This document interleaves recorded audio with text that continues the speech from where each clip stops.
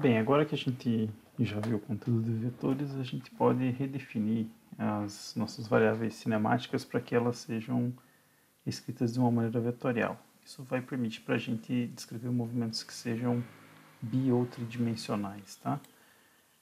Então, vamos começar pela posição, né, que é a variável mais simples para a gente definir, né? Então, de uma maneira muito similar ao que a gente fez no caso unidimensional, a gente vai definir a posição em relação a um ponto de referência, né, que seria o que a gente chama de uma origem. É claro que antes a gente pensava que olha, todo o movimento acontecia numa reta e a gente tinha origem e media distâncias em relação a essa origem. Agora a gente não tem mais isso.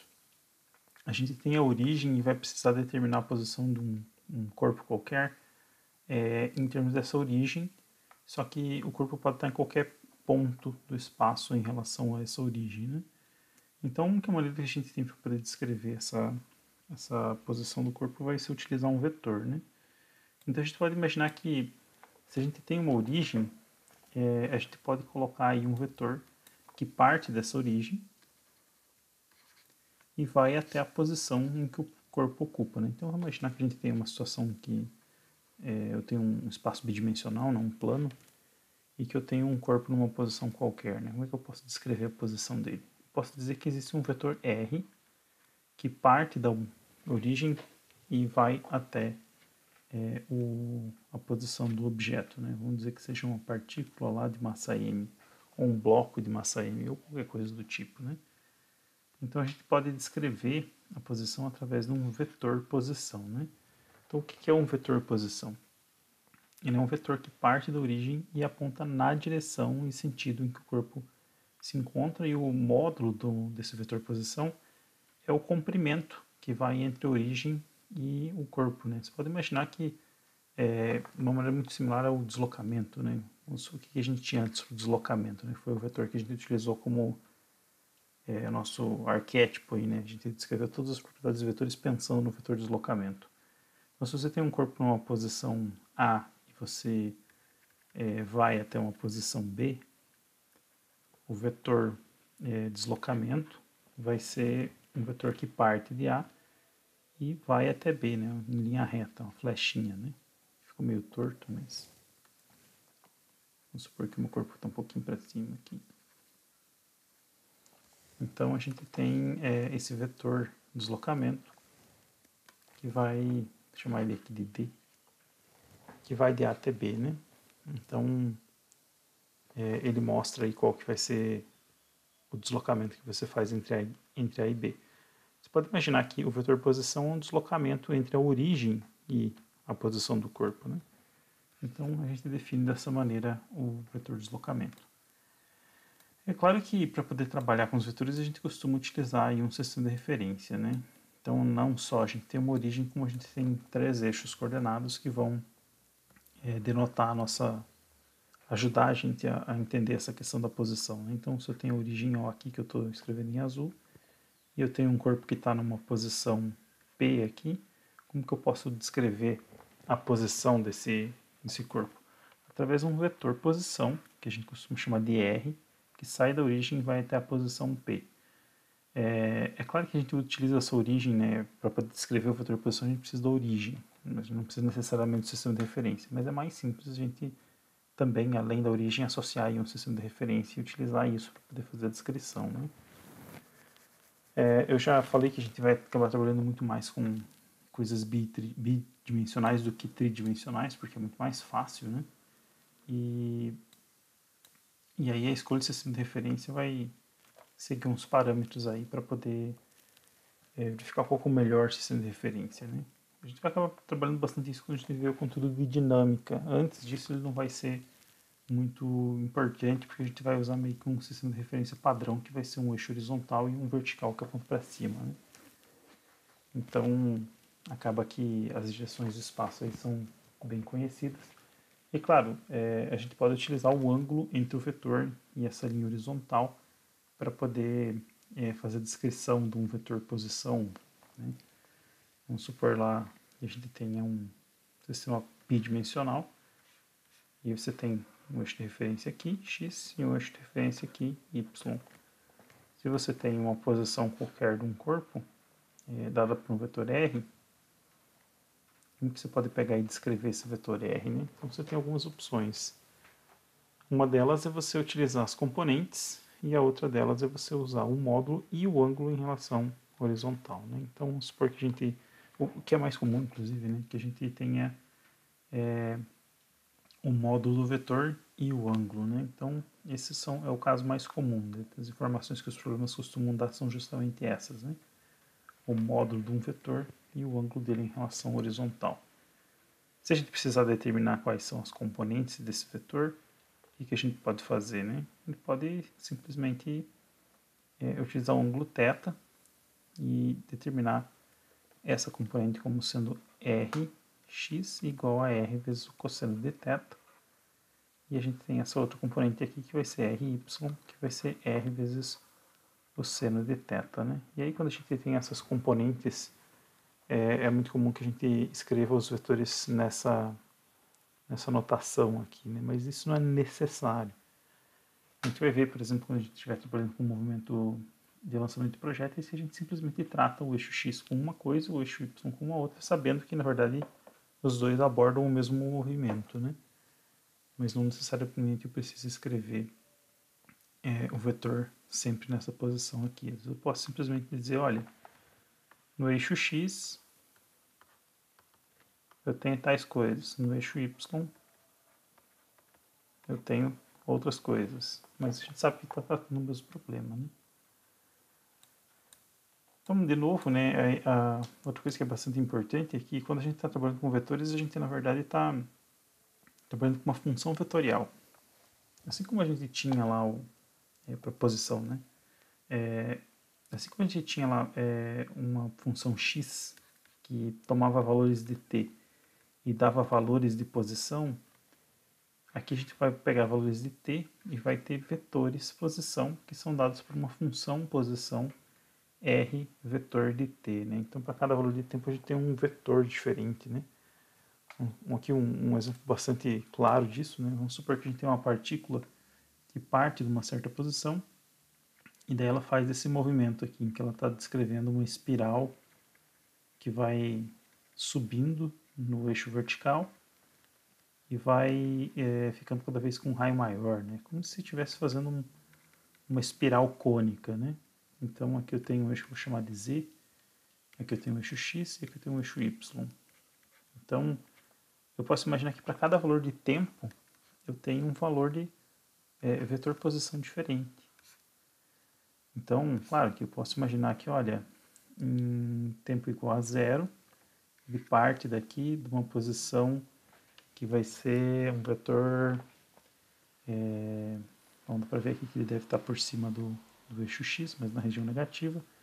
Vamos supor que seja menos 2 metros na direção de I. E no eixo Z ele está... veja que o Y vai ser zero, então vou omitir ele aqui.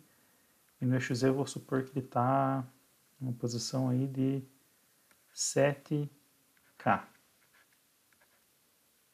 Esse aqui é o meu vetor posição, né? 7 metros, né? Em K. Então esse aqui é quando eu uso aquela notação vetorial que eu uso as duas componentes, né? Ao mesmo tempo.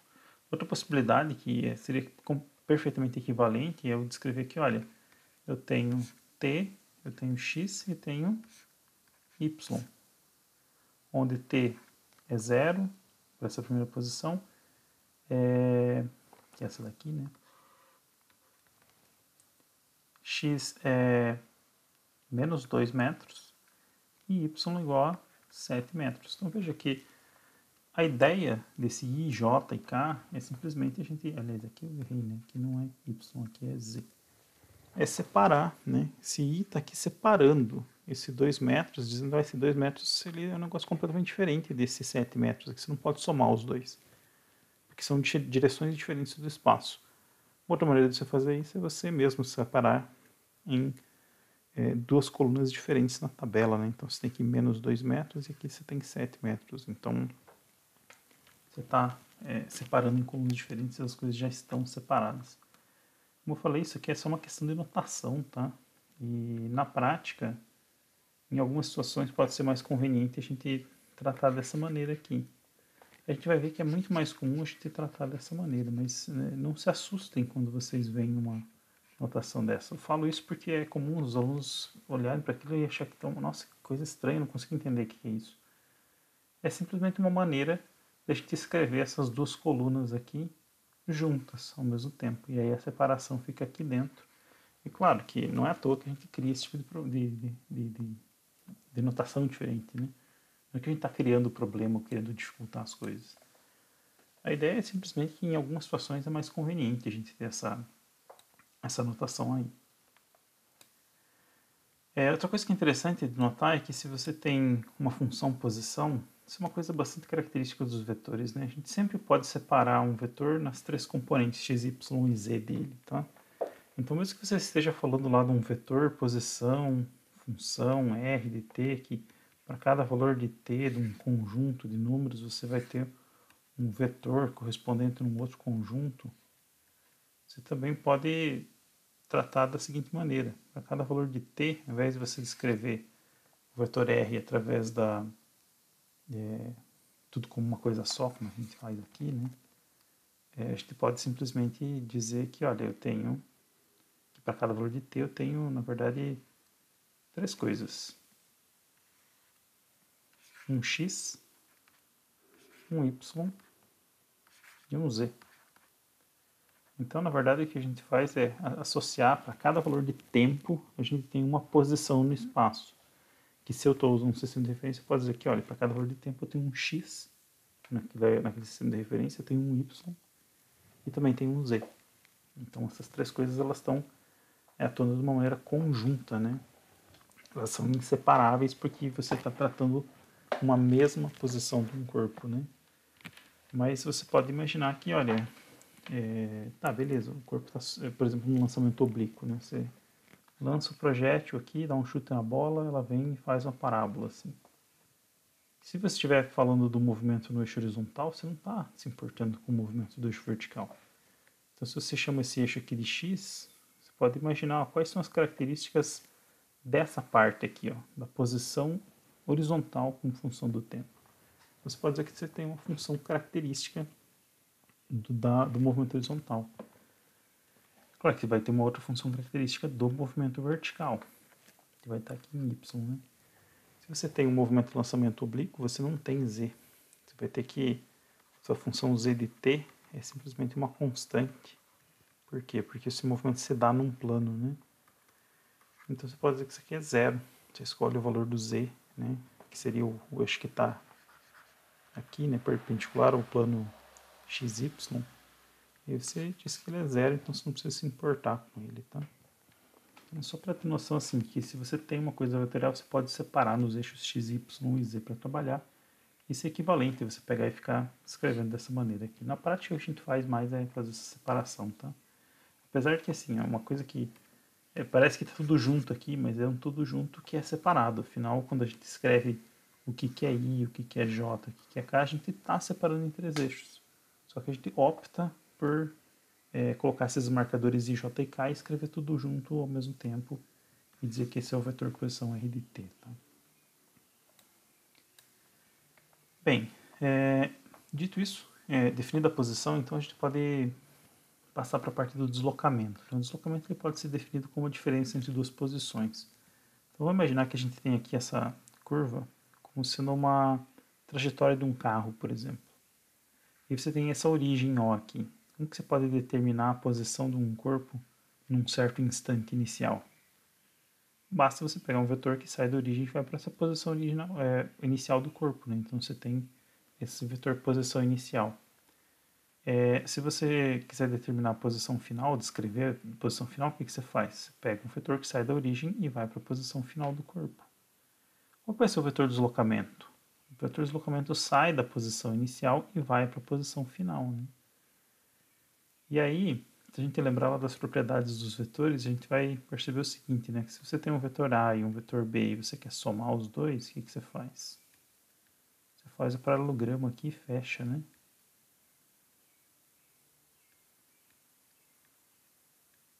E aí o vetor soma vai ser esse vetor que eu vou desenhar em azul aqui, né?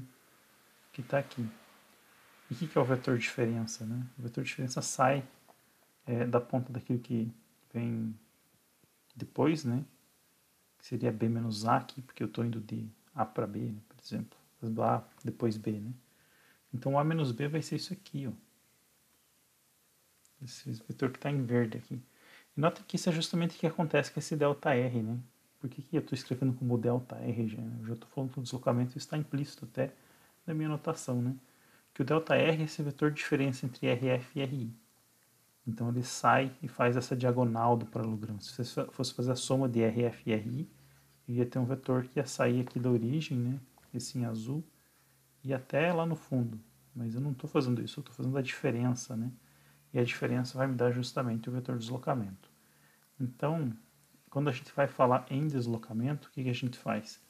A gente fala em diferença entre posição final menos posição inicial, que é justamente aquilo que o delta significa, né? O delta significa alguma coisa final menos aquela mesma coisa no início, né?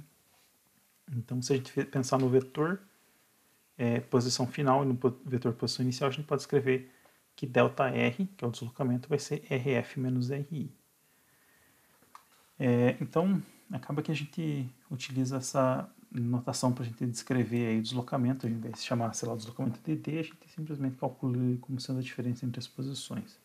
Outra coisa que é interessante de notar é o seguinte, que se você pensar que o vetor posição inicial é dado por uma posição inicial em I, uma posição inicial em J e uma posição inicial em K, que correspondem aos eixos X, Y e Z, e para a posição final a mesma coisa, e a gente calcular essa diferença entre os vetores, a gente vai perceber que a gente vai ficar com isso aqui, ó. Rx final menos Rx inicial, Ry final menos Ry inicial, Rz final menos Rz inicial. Isso basta, isso nada mais é, na verdade, do que o deslocamento que a gente vai ter em cada um dos eixos. Então, basicamente o que a gente pode falar é que, olha, o vetor deslocamento é o vetor composto pelos deslocamentos dos eixos x, y e z. Então, mais uma vez, a gente consegue separar as coisas em eixos x, y e z. De novo, eu posso pensar que, olha, para tratar o deslocamento, basta eu tratar o vetor de deslocamento, né? Eu posso tratar os deslocamentos nos três eixos separadamente. Bem, definida aí, então, a questão do vetor de deslocamento, a gente pode pensar em definir a velocidade média, né? Então, a velocidade média vetorial vai ser simplesmente definida como a razão entre o deslocamento vetorial e o tempo, né? Em que o tempo, claro, é uma grandeza escalar. Então, a direção da velocidade média é a direção do seu deslocamento, né? Quando a gente está pensando em termos vetoriais, né? O módulo, claro, vai ser o módulo do vetor de deslocamento dividido pelo ΔT, né? Então, ele vai ter um módulo aí que vai ser em metros por segundo. Notem também que é uma coisa interessante que o movimento unidimensional nada mais é do que um movimento que acontece em uma linha reta e que a gente pode escrever de uma maneira vetorial que se a gente desejar, né? Basta a gente escolher uma origem qualquer fora da nossa linha reta e vai ficar muito claro que a gente está trabalhando com grandezas vetoriais. Inicialmente, por exemplo, aqui eu tenho um corpo que está numa posição inicial RI e vai para uma posição final RF, e aqui eu tenho um vetor velocidade que tem direção constante, né? Então a gente consegue perceber que o deslocamento que ele sofre vai ser o vetor velocidade vezes um certo ΔT. Então, notando claro que quando a gente tem velocidade constante, né, a velocidade média é igual à velocidade instantânea, né? E aí a gente vai perceber que, olha, se você pega um vetor v qualquer constante e multiplica por um vetor ΔT, ΔT não tem informação de direção, é só v que tem. Então, o que vai acontecer? Você só vai se deslocar na direção daquela linha reta determinada pela direção da velocidade, né? Então, na verdade, o movimento que a gente descreve como sendo unidimensional é um movimento tridimensional, só que a gente não trata diretamente com o vetor, porque está tudo projetado diretamente na direção do vetor que a gente usa para descrever o movimento, que é na direção do eixo que a gente costuma chamar de x. Então a gente consegue com isso eliminar esse caráter vetorial do movimento. A gente só precisa trabalhar com a projeção da velocidade, do deslocamento, da aceleração na direção do eixo x, né? Então aí que surgem aqueles sinais, né? Porque lembra que o vetor ele não tem sinal associado a ele. O que tem sinal associado é a projeção do vetor em um sistema de referência, né? Então, sinais positivos e negativos eles surgem quando a gente projeta o vetor na direção de um eixo de referência, né? Então, é isso que acontece quando a gente pega e escolhe lá um movimento na direção de um eixo, né? Quando a gente tem um movimento que é em linha reta, a gente costuma chamar isso de movimento unidimensional.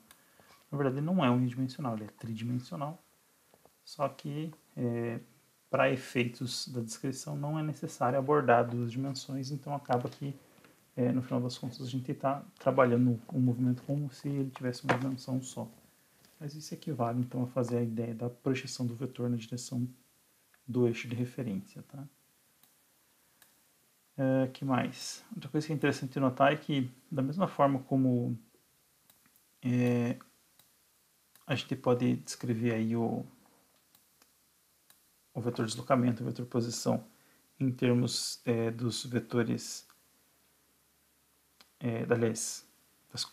por exemplo, a posição. A posição pode ser descrita através das posições nos eixos x, y e z. O deslocamento pode ser descrito como o deslocamento nos eixos x, y e z. A velocidade também vai poder ser descrita dessa maneira, né? Por que disso, né? Porque quando a gente pega e fala da velocidade média, por exemplo, ela vai ser descrita como sendo ΔR sobre ΔT. Só que ΔR pode ser descrito de que maneira, né? ΔR vai ser um ΔX na direção de I, mais um ΔY na direção de J, mais um ΔZ na direção de K. Então, quando eu pego e divido aqui por ΔT, eu vou dividir cada um desses termos. Então, no final das contas, ΔX sobre ΔT é o quê? Vai ser a velocidade média na direção de x. E aí, em y, eu vou ter a velocidade média na direção de y. E em k, eu tenho a velocidade média na direção de z. Então, no final das contas, o que a gente está fazendo aqui é usar os valores das velocidades médias nos eixos x, y e z para compor o nosso vetor velocidade média, tá? Uma coisa que é um pouco mais interessante do que isso é a gente pensar na ideia da velocidade instantânea, né? Uma coisa que talvez lá no ensino médio vocês saibam é que, olha, a velocidade instantânea ela é tangente à trajetória que o veículo de um veículo, por exemplo, está desenvolvendo, né? Isso é um negócio que as pessoas têm um pouco de relutância em aceitar. Mas eu acho que é porque a gente não... O professor de ensino médio costuma não explicar isso, exatamente de onde isso vem, né? Mas isso está muito associado à ideia de limite, né? Então, como a gente define a velocidade instantânea? A partir do momento que a gente define a velocidade média como sendo a razão ΔR sobre ΔT, se a gente tomar o limite de ΔT tendendo a zero, a gente vai criar a velocidade instantânea, né? Então, o que é a velocidade instantânea? É a velocidade média num intervalo infinitamente pequeno, né? Então, se a gente pensar lá num deslocamento através de uma trajetória qualquer, né? Qual que vai ser a direção da velocidade média, né? A direção da velocidade média é a mesma direção do seu deslocamento. Então, vamos supor que eu tenho aqui uma posição inicial e tenho uma posição final aqui. Qual que é a direção do meu deslocamento? O deslocamento liga a posição inicial à posição final, né? Isso aqui vai ser meu ΔR. Qual que é a direção do meu vetor velocidade média? A velocidade média é definida como sendo ΔR sobre ΔT. ΔT não tem direção, isso quer dizer que minha velocidade média ela tem que ter exatamente a mesma direção de ΔR, né?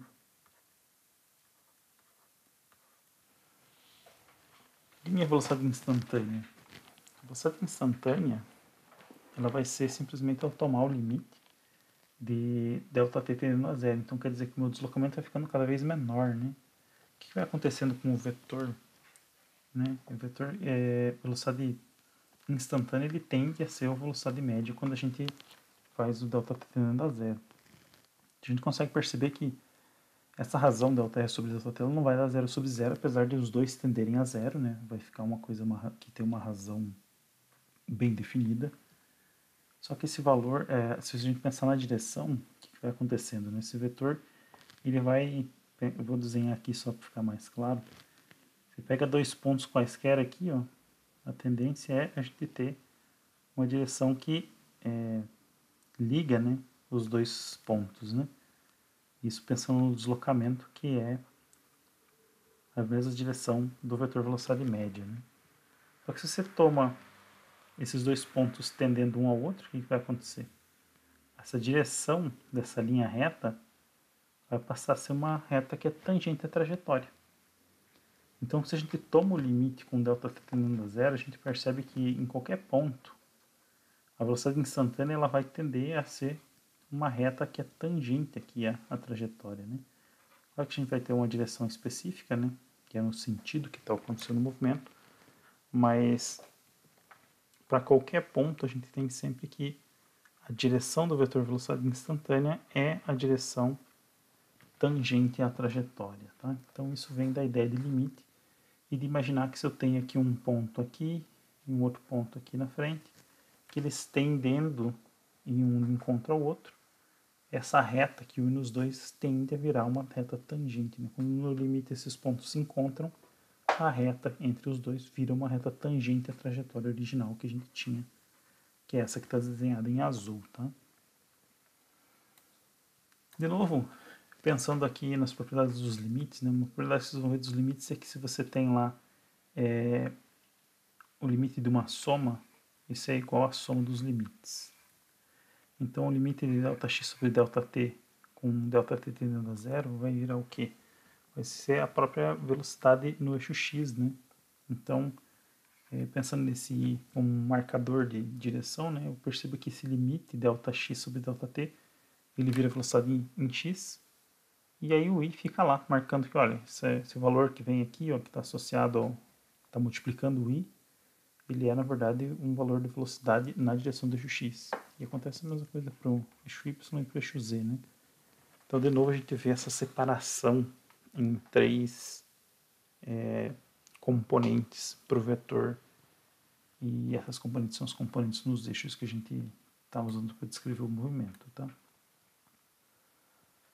Então, aqui está aquela explicação que eu acabei de fazer da direção da velocidade instantânea, tá?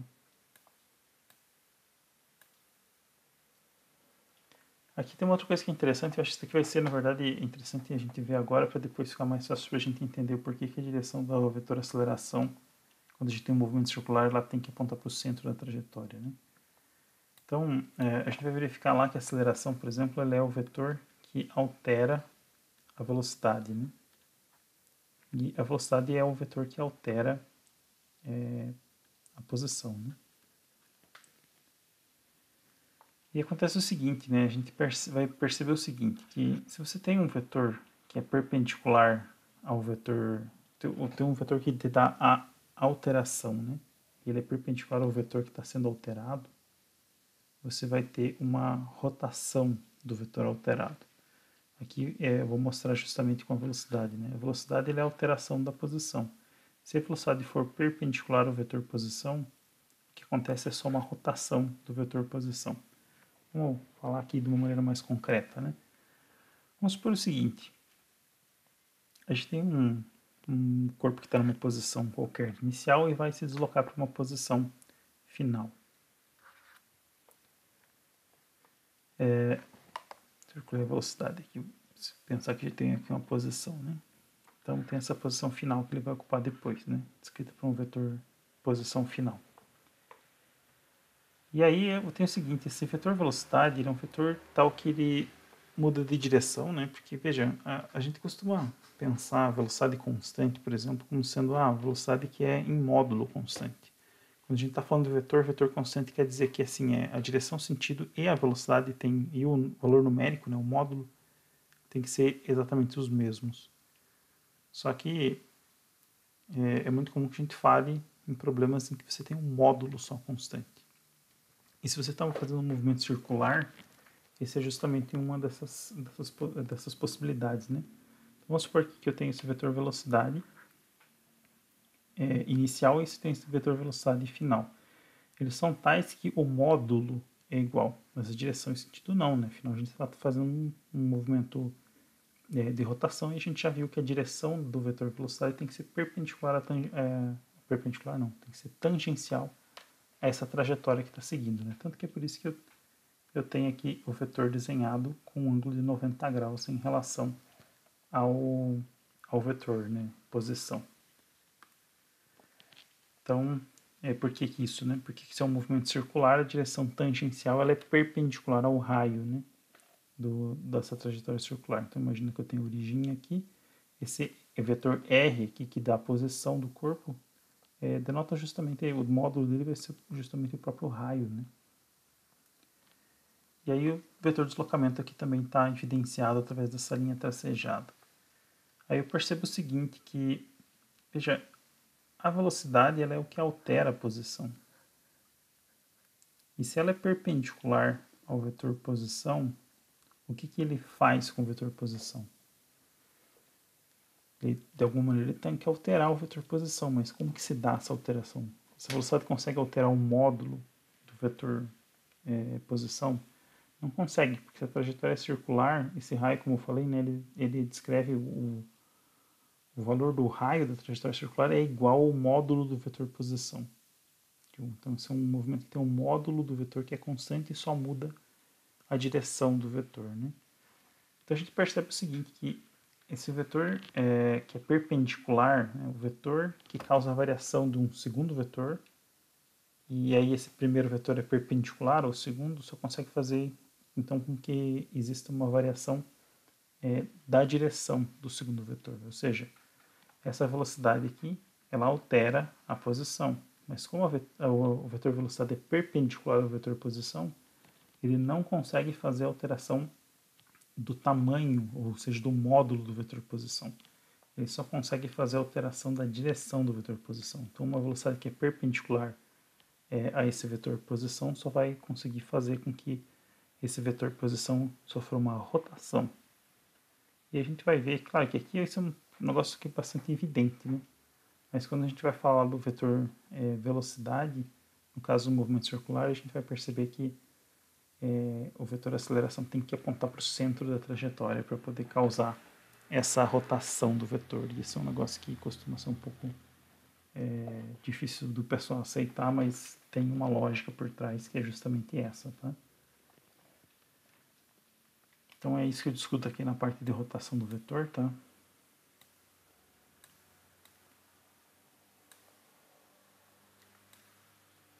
Tá, então, definido isso, a gente pode passar então para a questão da aceleração média, né? A aceleração média também pode ser definida através de vetores como sendo simplesmente a razão entre a variação do vetor velocidade dividido pelo ΔT em que isso aconteceu, né?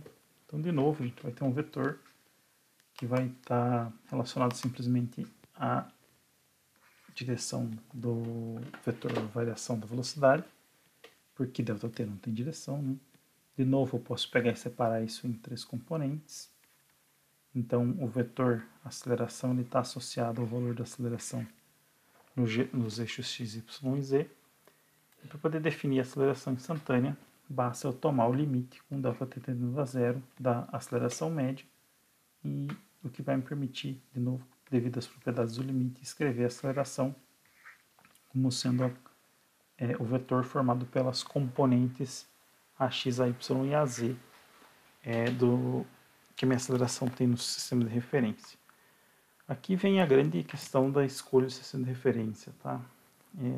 Se a gente puder escolher um sistema de referência em que a aceleração ela esteja contida em só um eixo, ou seja, eu escolho o sistema de referência de maneira que eu tenho, por exemplo, só a x, não tenho a y, não tenho a z.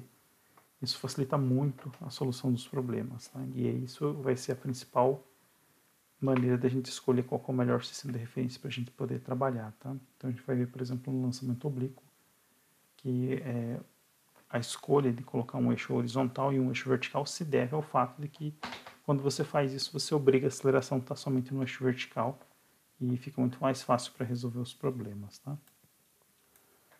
Então, de novo, né, a gente não vai trabalhar com casos em que a aceleração possa ser variável, mas um caso bastante interessante é o caso da aceleração da gravidade, né, que permite a gente poder descrever, por exemplo, um movimento balístico. É um caso em que a gente tem aceleração constante, né? Então, agora que a gente viu essa questão dos vetores e pôde escrever as variáveis cinemáticas em termos de vetores, a gente vai poder trabalhar justamente com o movimento balístico, né? O que é um movimento balístico? A gente vai ver que ele é um movimento que mistura um movimento acelerado, né, um movimento de uniformemente variado no eixo vertical, e um movimento retilíneo uniforme, ou seja, um movimento com velocidade constante no eixo horizontal. Tá? Aqui é A igual a constante. Então, basicamente, a gente vai verificar que o eixo X é um movimento unidimensional com velocidade constante e o eixo Y vai ser um movimento unidimensional com aceleração constante. É claro que, na verdade, a gente não está tratando de um movimento unidimensional, né? A gente vai verificar que a trajetória que esse corpo segue aqui é uma trajetória parabólica, né? Então isso é uma coisa bidimensional.